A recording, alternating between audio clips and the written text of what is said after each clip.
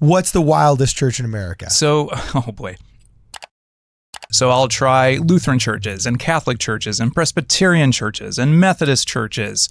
And then as I started learning about other denominations, I learned about Christian Science, and I was learning about Scientology. So I was going to be like, all right, I'm going to try and cover as many denominations as I can to see if I can find a church for myself. I'm sorry, the LDS church needs to up its game. Now that I have seen the biker church of, where is this, Kentucky? Kentucky, yep. Now that I've seen the biker church in Kentucky, we are behind the time. I'm spending money like I just got paid. $100 bills, tell them keep the change. I was just curious, okay, I'm just going to try a new church in town every single week and see what happens. Pop a bottle, about to make it rain. Let me give you something now to celebrate. Come on. In West Virginia, it's the only state that hasn't outlawed snake handling in its churches. And if you're wondering why I move the way I do, I just feel so good. Yeah. So you got heavy metal church. Yes. You got snake handling church. You got straight up like mortar and grenade ex-veteran church. Mm-hmm. What else is there? Biker church. Got to go with the biker church. Cowboy church. Cowboy church. Yes. Heavy metal rock music Heavy church. metal rock music. The following is an episode of WardRadio and does not represent the thoughts or the opinions of KHTS, its owners, or any of its affiliates, nor does it represent the official opinion of the Church of Jesus Christ of Latter-day Saints. With that said, sit back, relax, and enjoy the program. Welcome, ladies and gentlemen, back to WardRadio. I'm your host, Cardinellis. Today I'm joined in the studio by Luke Hansen, as well as by special guest David Boice in this KHTS special broadcast. David Boice is joining us in the studio, having completed a tour de force, a religious, a spiritual, a physical tour de force of North America. He is the sole proprietor, the owner, the main producer, the head honcho of the YouTube channel 52 Churches in 52 Weeks, and that's exactly what he has done. He has traveled all over the United States of America and visited 52 churches in 52 weeks twice. He just completed season 2 of 52 churches in 52 weeks and ultimately ended up choosing to get baptized in one of them, which is super interesting. So he is here joining us today in the studio just to tell us exactly just how the adventure went. We have so many questions. David Boice, jump right in. Tell us who you are, what your story is, what the channel is. David Boice, go. Yeah, so my name is David. 52 churches in 52 weeks. This started as just me trying to find a new church. I was going to a lifelong Protestant type of church and had a falling out. And one of the tricky things is when you've been going to the same church forever is where do you start over? Dude, a falling out, bro. What happened, Falling dog? out. So a number of different things. Please tell me it was something salacious. Oh, man. I won't get into the salacious stuff, but bummer. a number of things would be swept under the rug. And there was a number of questions that I would ask myself, but I would just couldn't ask the questions. And as a result, I kind of found myself seeing where it's like, I can't keep coming back here. And one of the problems was, okay, if you leave your church, where do you start over? And I was kind of getting into, I was kind of looking into a little bit of the atheist type of side. Okay. But for a very long time, I was spiritual, but not religious. Huh? And, this thought had come to my mind of 52 churches in 52 weeks. Sounded like a interesting idea in my head. It's almost like an infomercial, Almost. Yeah. 1-800 and go from there. But over time, though, like I kind of shoved that idea to the side. But one day, like I'm talking with my best friend. He was an atheist, and I told him about this idea, and he's like, "You know what? I would read that." I'm like, "Huh. Maybe I should try this." I mean, it is an idea that sounds so simple on its face. It makes you wonder why somebody hasn't done it before. There's 52 weeks in a year, 52 churches in 52 weeks. That's like the most basic premise out there, but wholly original when you hear it. Okay, keep going. Yeah, so I was just curious, okay, I'm just going to try a new church in town every single week and see what happens. So I'll try Lutheran churches and Catholic churches and Presbyterian churches and Methodist churches. And then as I started learning about other denominations, I learned about Christian Science, and I was learning about Scientology. So I was going to be like, all right, I'm going to try and cover as many denominations as I can to see if I can find a church for myself. So I started off pretty easy. I just started off with 4 local Lutheran churches. That's what I knew. That's what I was comfortable with. And then over time, I tried to do Assemblies of God, and then a Catholic church, and then Christian Science, and then Methodist. And suddenly, this started to get a little bit more exciting. It was very novel. I was putting myself... One of the interesting things when you do this is like, in the Bible, it talks so much about, all these men that go out into the wilderness, into the wild unknown. Yeah. Not just to find themselves, but also to find God as well.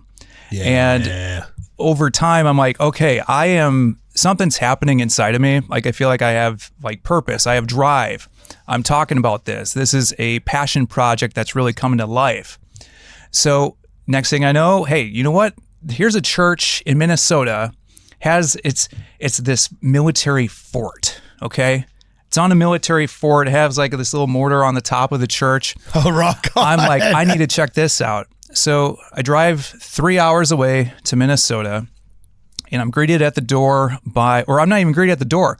I'm driving in, and a U.S. veteran just salutes me in with the American flag. And I'm like, whoa, this will be an interesting church experience. And I get inside, and it's just these veterans all wearing their different jackets. And inside, they're doing a pre-service worship with a gentleman that specializes in the harmonica. And I tell you, these veterans, like it was going back to their glory days, going back to like the good times. Like, I'm sure, like, if you're serving, thank you very much for your service. But for these men, it's like this kind of brought back, just those little moments that just kind of brought them back. And just to see, like, there was just so much joy and excitement. And after seeing that, I'm like, okay, how much further out can I go?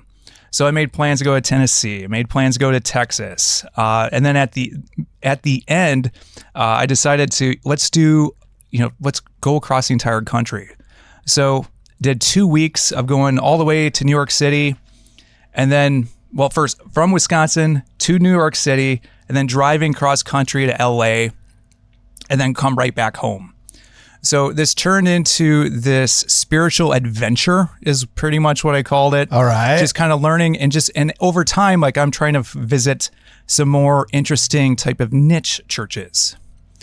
So I started to learn, there's one that would be a church that would specialize in heavy metal rock music. Heavy metal rock music church? Heavy metal rock music. So what they would do is, this church, it's in Ohio, it's still around. Okay. They were trying to find entry points to bring people to Christ, because many people in this area, they didn't really feel comfortable going to traditional churches. So what this pastor did is he found a hearse, painted it black, and then put all these type of flames on it, and customized it to the point where the very front seat was like this mini pew.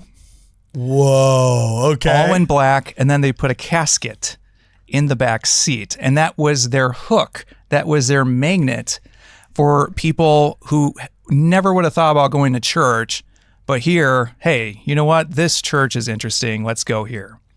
So I'd try and find different churches like that would just be a little bit out there, but overall just kind of see this wide variety of different ways that people worshiped. And as a result, it I got a pretty interesting looking closet with the number of different worship settings I had to be a part of. Did he give you like free t-shirts in that way? That's why your closet got so interesting, or just because you decided when in Rome, I got to fit in, so your wardrobe naturally expanded? Oh, I had to fit in. So yeah. And I think he did actually have t-shirts at the church. So I did buy one just so I could say, hey, I've been to this particular heavy metal rock music church. So dude, okay. So what's the coolest, craziest church you've been to? I mean, if there's heavy metal rock churches out there, and there's, not Vietnam War era veteran churches out there, but what, the church with the mortar on top of it. I mean, if there's a heavy metal church, any kind of church can exist, right? What is the most I never saw that coming church that you visited in all of America? You're restricted to America so far, right? So far, yes. Okay. What's the wildest church in America? So, I could go all over the place on this question, but I would say probably the wildest was the snake handling church.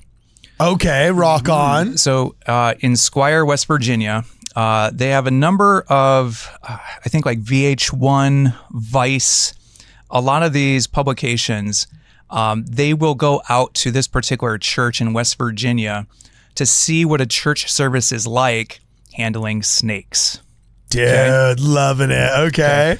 So, this was so wild. So apparently in West Virginia, it's the only state that hasn't outlawed snake handling in its churches.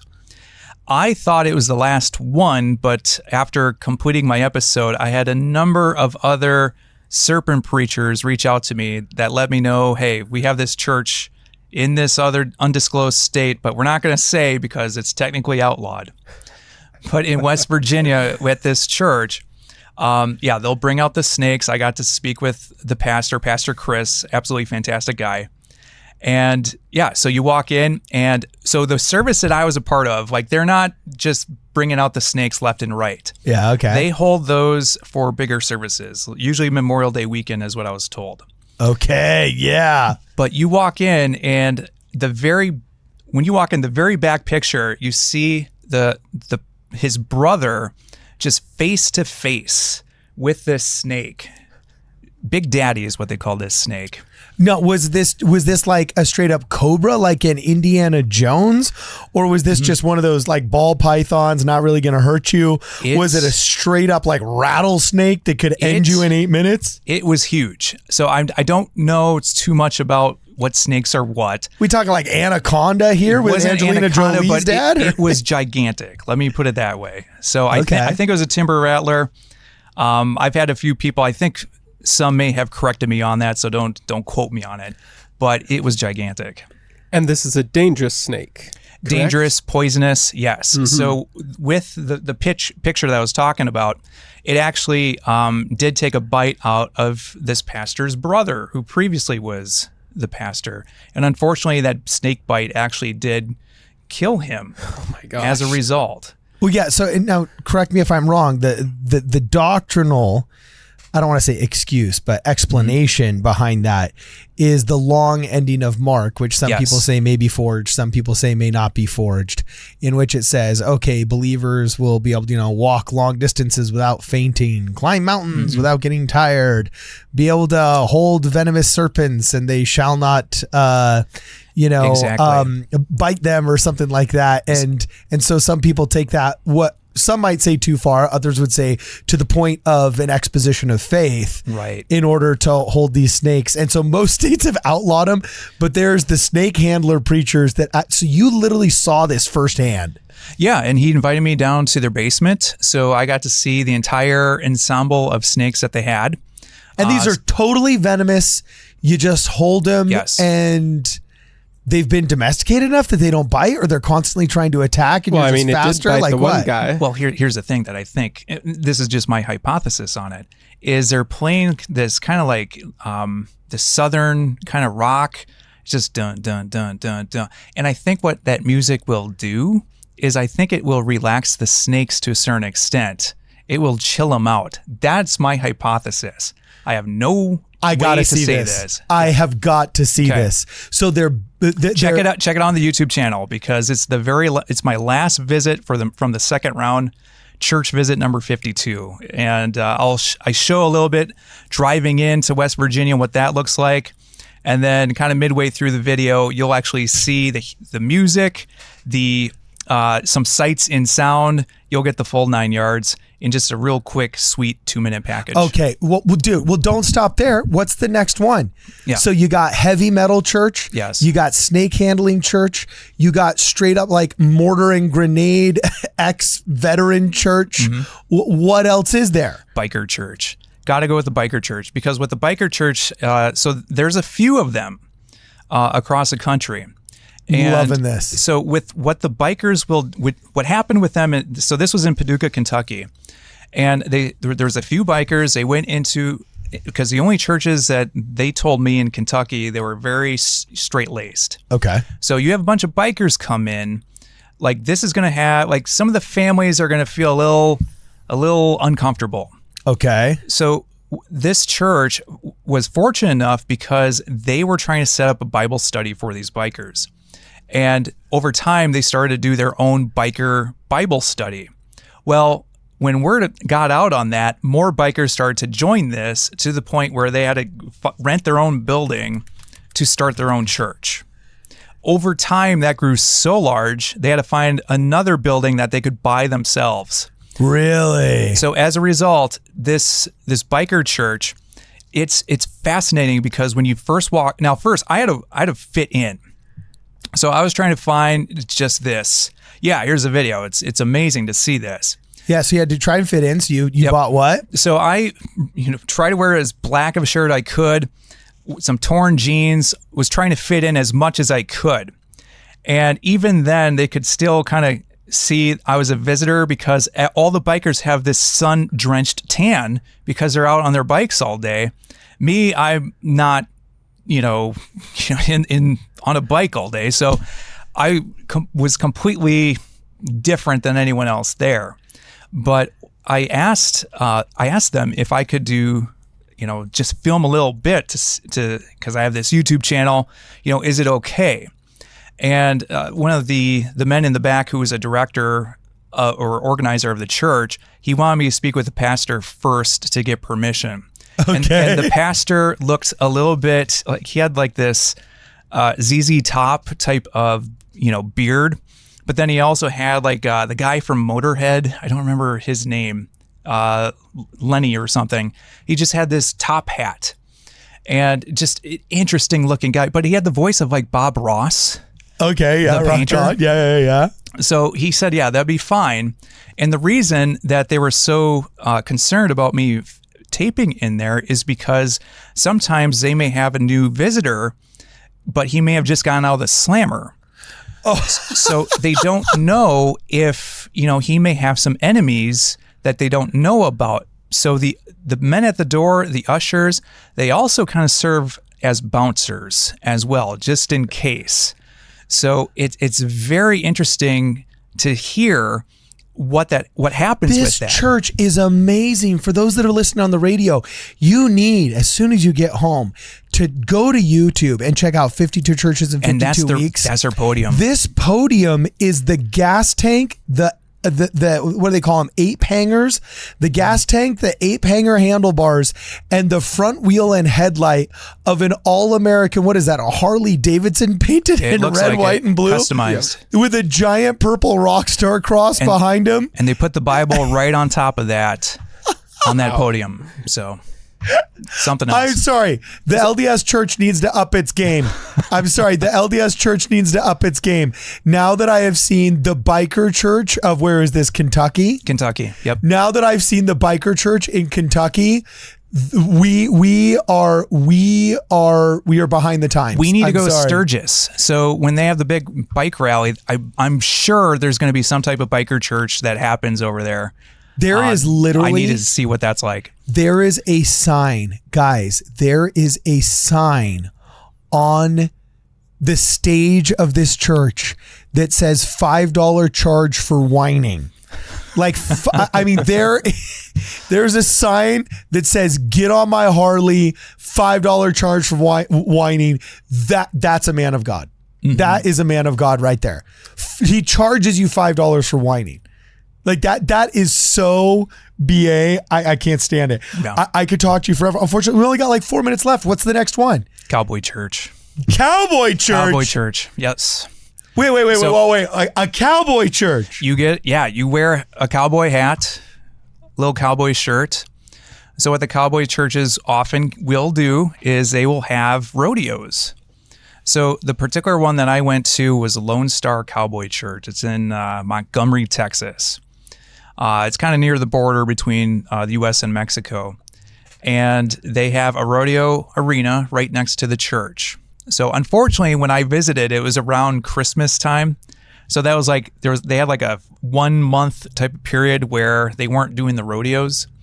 But when you drive in, like there is like this, they have like the barbed wire fence, and they have a bunch of cattle all over the place. And you drive into church, walk right in, and there's a number of people wearing the cowboy hats. Does the church look like a barn, or is it just kind of like a normal looking church? This one was a normal looking church, but I have seen others where they have the full barn and everything like that. Wow. So here's a little bit what it looks like if you're seeing this on the video. This is so epic. So now, obviously, I'm sure these are sincerely held religious beliefs, and I doubt they're just doing it as, I don't know, some excuse to have a rodeo underneath the protections of a 501c3 institution here. Were there any common denominators that you noticed? Obviously, a biker church is wildly different than a cowboy church, is wildly different than a snake handling church, is wildly different than an LDS church, the Church of Jesus Christ of Latter-day Saints, and so on and so forth. Mm-hmm. But were there any common threads before we have to cut to commercial break here? Are there any common threads you noticed in your travails and your travels amongst all of these different churches? I would say with these particular niche churches, it just showed that there were different entry points for some people on their faith walk.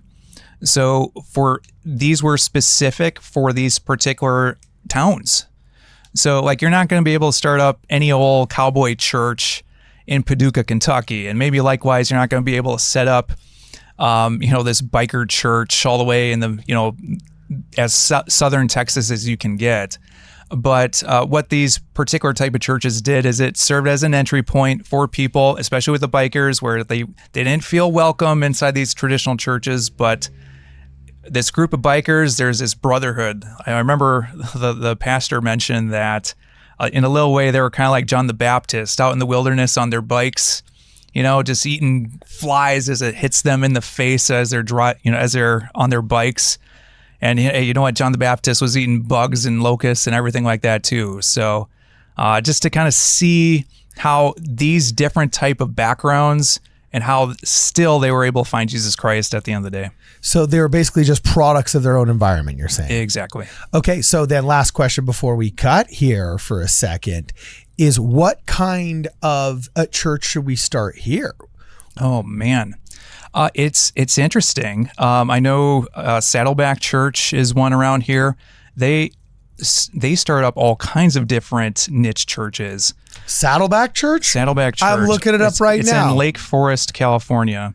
Okay. And so one that I was very curious to attend was an anime church, like the cartoons.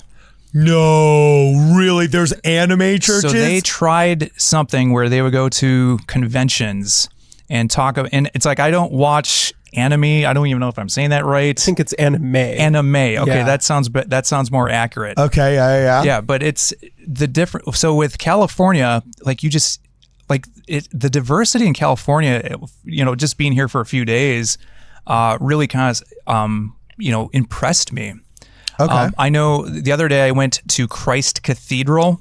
I think it's Orange Grove, California. And it used to be the Hour of Power, this super popular megachurch type of ministry that would be a weekly TV show. And unfortunately, they went bankrupt and they sold their church to the local Catholic diocese. And I visited that church the other day, and it had a very, very strong, diverse type of community, especially Vietnamese. Oh, interesting. Okay. So I participated in one of their Catholic masses. And so even with California, like the diversity here, like there are churches that are, that are specific for whoever is here. And there's a certain sense of being home when you do that as well. So to me, there's just so much beauty as a result with what some people can do to see what else is out there. Okay, so the Crystal Cathedral is the one that you're referencing, right? Where is that? Yes. The Crystal Cathedral, I think it's Orange Grove, California. Now it's been renamed the Christ Cathedral. Okay, awesome. I mean, I love America. I love America. Only in America can you get this much awesome all in one place. So, in all of your travels here, having visited 52 churches in 52 weeks twice, I mean, you're more than 104 at this point. Right. You've written a book and you've done the YouTube channel. Well, after all of your travels, you actually finally chose one and got baptized in one. On the other side of this commercial break, we're going to want to hear all about it. You guys are listening to a special broadcast on KHTS AM 1220 and FM 98.1 KHTS. This is Ward Radio. We will I be just back feel in a so minute. good. Oh, I just feel so good.